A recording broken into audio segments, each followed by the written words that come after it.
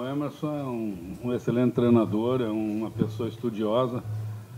E eu tenho realmente certeza que se ele soubesse o que eu iria fazer, ele poderia montar o time dele com uma nova postura, com uma postura um pouco diferente. Por isso que às vezes você faz um treino fechado, né? Para que alguma coisa que você vai fazer crie um impacto inicial, né? Uma surpresa inicial, é claro que ele deve ter dado uma ajeitada dentro da equipe que ele formatava. Quando eu recebi a escalação do Figueirense, comentei com o Evandro e eu falei, o Emerson achou que eu ia entrar com o Marquinhos no meio, né? E uma coisa que às vezes acontece de maneira natural foi uma opção. Eu acho que eu não poderia, eu sabia o condicionamento físico do Marquinhos. Eu acho que com o Marquinhos no meio eu ia deixar um espaço muito grande para o Figueirense trabalhar ali, tá? Tanto que o Figueirense tirou um dos volantes, entrou com um meia ali naquele setor. E se eu tivesse entrado com o Marquinhos ali, eu acho que eu teria muita dificuldade porque o Marcos não iria compor. Não adiantava eu entrar com 3 atacantes, eu ia ficar com um buraco no meio. Então, optei por sacrificar um pouco a minha parte ofensiva, né? Jogando de uma maneira um pouco diferente, fazendo o Getúlio fazer um facão, o João fazendo o facão, o meio tentando se aproximar do Marcos, e tirar do Marcos a obrigatoriedade de uma marcação. Tanto que você vê que no primeiro tempo o Figueirense teve um volume maior de bola, com bola no pé, e algumas vezes jogava no meu campo porque saía o Zé Antônio, que era o último volante, saía um zagueiro, ficava um zagueiro com o Marquinhos, marcando mano a mano. E aí nós ficávamos mano a mano dentro do nosso campo.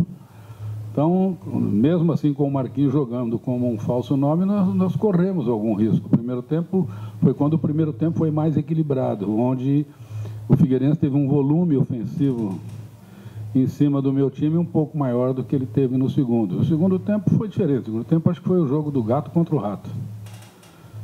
As nossas ações ofensivas foram... Nós jogamos praticamente o tempo todo no campo do Figueirense. O Figueirense teve acho que um lance apenas no segundo tempo, dentro de um scout que eu recebi. Mas, infelizmente, o futebol é assim. Você tem volume, às vezes você cria. Nós não criamos também tantas chances de gol assim. Criamos algumas importantes, onde o Denis apareceu bem. Na minha opinião, o melhor jogador do time do Figueirense foi o Denis. Ele foi o responsável por esse empate.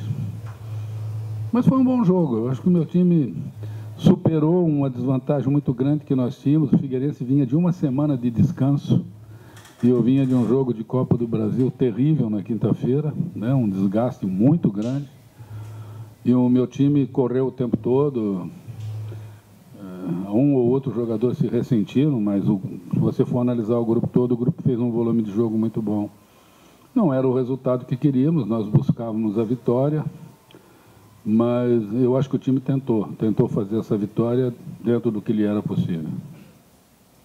Geninho, você falou aí que o segundo tempo, né, o time com a entrada também do Daniel Amorim, né, foi o gato contra o rato, e também as alterações ali nas laterais. Você acredita que o time com o Julinho como lateral esquerdo, o Yuri como lateral direito, isso também melhorou até os cruzamentos para o Daniel? Às vezes as coisas acontecem, né, de uma maneira um pouco mais rápida do que você pensava. Era uma possibilidade que nós pensávamos utilizar no jogo, mas utilizar o Juninho um tempo um pouco menor, porque ele vem de uma paralisação muito grande. Com a lesão do Alex, que acabou sentindo a perna, eu trouxe o Yuri para o seu lugar, né, jogando com a perna boa dele, a perna direita. Ele que não vinha fazendo uma boa performance na esquerda, acabou crescendo demais do lado de cá. E o Julinho na parte ofensiva é muito bom. Tem algumas dificuldades para se encaixar na marcação, porque jogava de uma maneira diferente no seu último clube. Mas ele na parte ofensiva ele é muito bom. Ele faz o cruzamento dele é quase que perfeito, ele tem um volume de jogo muito forte. E isso deu, é claro, uma objetividade maior, um volume de jogo ofensivo pelos dois lados maior, coisa que nós não tivemos muito no primeiro tempo. No primeiro tempo tivemos jogada ofensiva só pelo lado do Alex, nós não tínhamos essa jogada pelo lado do Yuri. Geninho, boa noite. Teu time vinha, até uma semana, teu time vinha com um desempenho quase que irrepreensível ao longo da temporada. Tivesse uma derrota no Rio de Janeiro e esse empate aí que impede de chegar à liderança. O quanto isso aí diz sobre os desafios dessa temporada, desse ano que reserva aí a Série A? Não abana muita coisa, não. Nós perdemos um jogo com o Ercílio, onde eu coloquei um time todo mexido. Muito bom para que nós fizéssemos algumas análises em cima de alguns jogadores que foram utilizados naquele jogo. Ali talvez tenha sido o grande prejuízo. Você, de repente, não era um jogo que você esperava perder, mesmo com um time alternativo. Eu acho que ali foi a nossa grande perda. Você perder para o Vasco no Rio, uma coisa naturalíssima, um time que vem invicto, jogou contra Flamengo, contra Botafogo, contra Fluminense, está invicto dentro do Campeonato Carioca. Né? Então, ainda bem, é bom que perca um, que assim vem aqui mais tranquilo. Deve ter ficado um pouco abalado com o nosso jogo. Nós fizemos um jogo bom lá. Eu acho que trouxemos, se não foi o melhor resultado, trouxemos um resultado que, na minha opinião, está ao nosso alcance. Eu acho que a gente tem chance, de repente, de ou igualar o placar, ou reverter o placar e, de repente, seguir na Copa do Brasil. Era um resultado que poderia acontecer, um resultado esperado. Como um empate no Clássico é um resultado esperado. As duas equipes se equivalem, uma rivalidade muito grande, ninguém dando muito espaço para ninguém, aquele jogo meio amarrado. Até me surpreendeu o meu volume de jogo no segundo tempo. Um clássico não costuma ser assim. Um clássico costuma ser mais equilibrado, mais equilibrado. Uma equipe tem um lance aqui, a outra tem um lance lá, uma tem duas aqui, a outra tem uma ali. Até que o nosso volume ofensivo e a retração maior do Figueirense acabou até me surpreendendo. Mas nós não fizemos, o goleiro teve uma excelente performance e faz parte do jogo. Eu acho que foi um resultado natural. Isso não interfere em nada dentro daquilo que a gente vem planejando desde o início do estadual.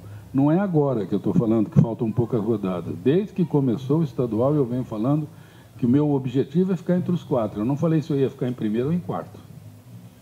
Se eu estiver entre os 4, eu estou feliz. Porque aí eu continuo no baile. Se eu vou dançar na casa do adversário, o adversário vem dançar na minha casa, é outro problema. Eu quero estar no baile.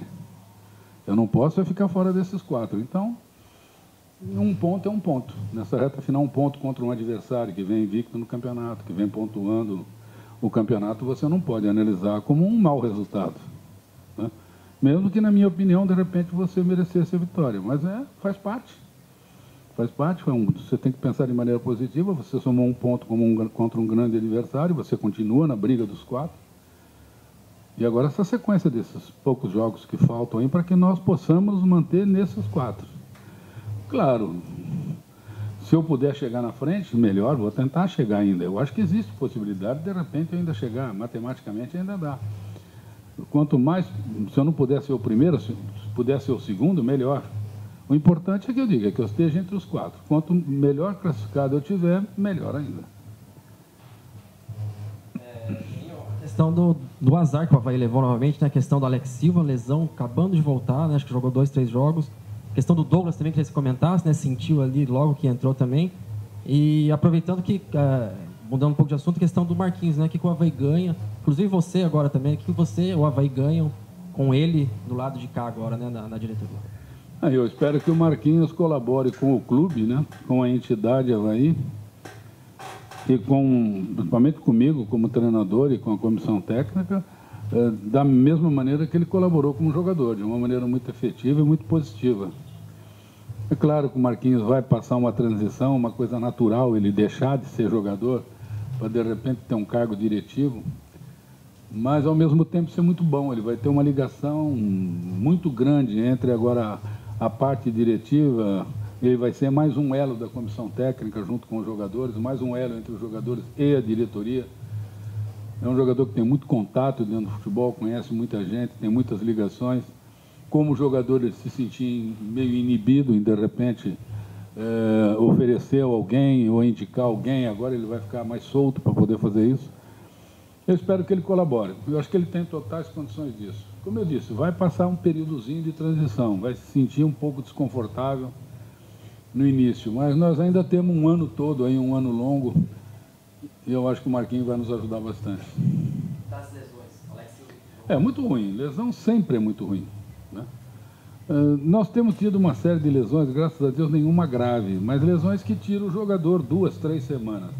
Você tira o jogador 2 semanas, 3 semanas para tratar, mais 1 ou 2 para ganhar a sua condição física, técnica, o jogador perde quase um mês. Isso é muito, muito ruim. Eu não sei a intensidade, a gravidade da lesão do Alex. Ele foi examinado, foi medicado hoje, amanhã, que nós vamos ter uma ideia maior. Ele deve passar por um exame de imagem e aí nós vamos ter uma ideia. A mesma coisa do Douglas. O Douglas preocupa talvez mais com o Alex, porque o Douglas vinha de uma paralisação, vinha de uma readaptação a um ritmo mais forte do futebol e sentiu com muito pouco tempo, né? Também não sei a gravidade da lesão do Douglas. Vamos saber amanhã, mas isso é sempre muito, muito ruim, muito negativo. Juninho, eu queria que você falasse de um jogador que até algumas rodadas atrás era uma peça importante dentro do seu esquema, mas de algumas partidas para cá a gente viu uma queda de rendimento dele, que é o Matheus Barbosa, e tem até sido cobrado pela torcida. No jogo de hoje, até em determinado momento, você até não pensou em colocar o Matheus, trazer ele como primeiro, e até pelo bom momento que vive o Pedro, colocar ele mais para sair para o jogo, colocar como segundo homem? Não. E até sobre essa queda de rendimento do Matheus, né? Não, eu concordo com você sobre a queda no Matheus. Não é de agora. Já praticamente desde o início do campeonato, o Matheus não vem reeditando aquilo que ele fez o ano passado na Série B, onde ele foi um grande destaque. Ele teve alguns bons jogos, depois, acho que coincidentemente, depois de uma lesão no pé.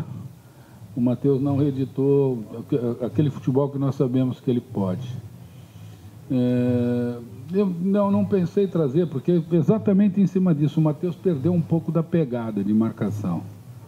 Como eu estava soltando todo mundo, por exemplo, eu podia optar Pedro ou Maurício, tirar um dos dois, né?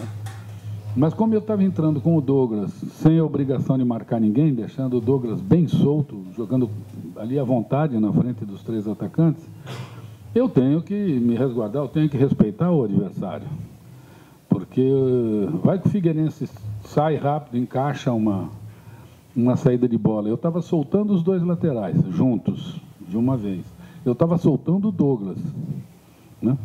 Eu tinha que ter contenção, um pouco de contenção. Então, mandava o bom senso que você mantivesse o Pedro. E eu optei pela manutenção do Matheus, porque ele é um pouco mais móvel que o Maurício, né? O jogo já estava rodando aí para o seu terço final. O Matheus tinha um pouquinho mais de gás. Não gás, mas mais mobilidade um pouco, até para recompor um pouco a marcação do que tinha o Maurício, né? Mas não pensei em tirar o Pedro dali não, porque era arriscar demais. Eu estava soltando o Juninho, eu estava soltando o Yuri, eu estava soltando o Douglas, o resto todo mundo enfiado na frente. Eu tinha que ter um pouco de cuidado ali atrás. Geninho, tirando nessas questões peculiares do clássico, queria te perguntar se você já encontrou o encaixe do teu time e se não encontrou, o que está faltando, na tua opinião? Não, meu time está mais ou menos encaixado. Nós temos 2 ou 3 maneiras de jogar. E as 2 ou 3 maneiras que a gente tem jogado, o time tem correspondido bem. Quando eu posso utilizar aquele time que, vamos chamar de time base, o time tem rendido bem. O que nós temos conversado é que eu preciso ter mais opções dentro do elenco. Opções com mais status, com mais experiência, com mais know-how, com mais história, tá? Isso nós precisamos, né? Aquele período de observação do elenco acabou. Agora nós estamos formatando o elenco, nós estamos tentando formar o elenco, fechar um elenco, pelo menos, porque nunca vai ser definitivo. O elenco só vai ser definitivo quando encerrar a inscrição da Série A. Isso vai acontecer lá para agosto, setembro talvez. Mas pelo menos que você tenha um grupo formado para você iniciar a Série A com chance de fazer um bom resultado. Você não pode esperar, de repente, a parada da Copa América para você montar teu time, porque senão até lá você já tem um prejuízo que você não vai conseguir recuperar dentro do campeonato. Porque a Série A, por aquilo que o Avaí vai disputar, ele não pode se dar o luxo de começar mal. Ele tem que fazer um certo número de pontos, que depois nós vamos imaginar e traçar qual é até a parada da Copa América. Se você não fizer, você já entra, depois da parada, você já entra num prejuízo muito grande. O próprio campeonato da Série A tem demonstrado isso. Quem de repente vai para o fundo não consegue sair. Quando o campeonato chega num certo ponto, você não consegue, você começa a jogar e você começa a jogar por um resultado só. O campeonato, como todos os campeonatos, quanto mais tempo ele vai rodando, mais difícil ele vai ficando, porque todo mundo vai se arrumando. Quem tem mais dinheiro vai gastando mais que o outro. E aí, de repente, você não tem tempo. Então, nós temos que começar o campeonato com um grupo bom. Com um grupo bom. Então, eu acho que quando eu jogo com aquele time que, teoricamente, é o grupo principal meu, nós temos feito bons jogos.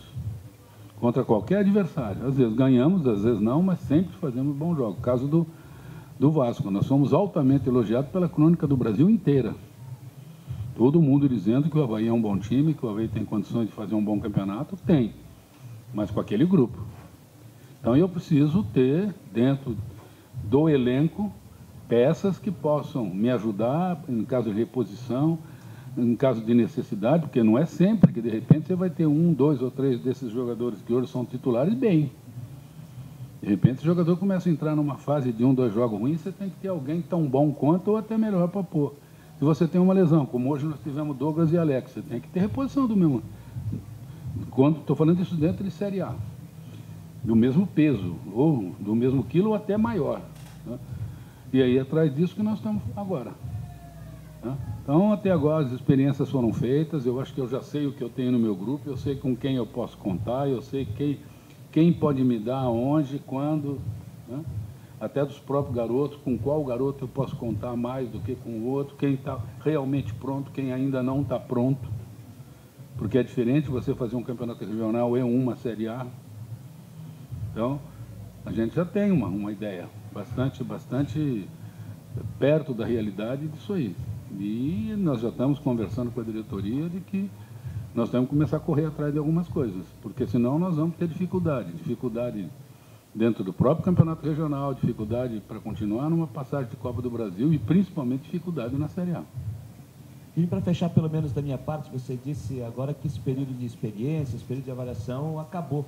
Aí eu te pergunto, se está valendo ainda, isso vale também para o gol ou o rodízio ainda vai seguir mais um pouquinho? Não, mas ali no gol estou tranquilo, até vocês mesmo hoje fazem uma análise diferente do que vocês faziam alguns dias atrás. Hoje vocês também têm a consciência que nós temos 3 goleiros de muita qualidade. Hoje é muito difícil você falar qual dos 3 está melhor que o outro. Não porque não tem ido muita bola no meu gol, né? Ultimamente meus goleiros não estão trabalhando, pouquíssimo, né? Mas toda vez que eles precisaram trabalhar, tanto o Vladimir, como o Lucas, como o Gledson, quando eles foram chamados, eles foram bem. Mas eu ainda não mudei de ideia, não. Eu não gosto muito de rodízio. Só que ali eu estou tranquilo. Ali eu estou tranquilo. Vai esse, vai aquele, vai aquele, vai esse. Não é ali que eu tenho a minha preocupação. Claro que talvez a hora que chegar a definição do campeonato, eu vou fixar um. Tá? E dentro do campeonato, muito provavelmente, vai fixar um. Eu devo terminar com o rodízio. Mas não é ali minha preocupação. Minha preocupação é um pouco mais na frente. Então vamos falar dessa preocupação, porque no começo do campeonato, nessa trajetória aí, né, alguns pontos foram mapeados, volante, atacante, meio, lateral. O que hoje o Avaí precisa como necessidade para compor esse elenco, hein, Geninho? A maior necessidade nossa agora é no ataque. É achar mais 1 ou 2 jogadores que façam gols. Que sejam agudos. Nós não podemos ficar dependendo só do Daniel, ficar dependendo só do Getúlio. Dependendo do João. E se esses 2 machucarem um dia? Como é que fica? Eu tenho garoto, eu tenho, por exemplo, o Jones, que infelizmente vem numa sequência de lesão, não está ajudando. Chegou o Brizuela, que ainda está se adaptando, ainda não é aquele Brizuela que nós trouxemos. Você tem o Caio, que é um garoto com muita força, mas ainda não tem aquele know-how para pegar uma camisa que para ele ainda é pesada, do Avaí, e falar daqui que eu vou resolver, né? Então, nós temos dificuldade ali na frente. Então, ali, hoje, é o nosso ponto mais nevrálgico, acho que aí. E não precisamos de um só, não. Ali a gente precisa de uns 2 para vir. E se precisar falar aqui, daqui essa camisa. Se puder vir até a nível de titularidade, melhor ainda. Eu sei que é difícil você achar no mercado. Esses jogadores são caros, porque está todo mundo correndo atrás, todo mundo procurando, Algumas equipes estão com um orçamento bem maiores do que do Avaí, bem maiores, até algumas equipes que não são grandes. Não sei a mágica que fazem, mas estão contratando jogadores com um salário incompatível para, de repente, o status do time, mas estão contratando. Então fica difícil de repente você brigar nesse nível e buscar jogador. Mas nós estamos tentando, estamos procurando. E é fundamental que a gente ache, porque senão nós teremos seríssima dificuldade pela frente.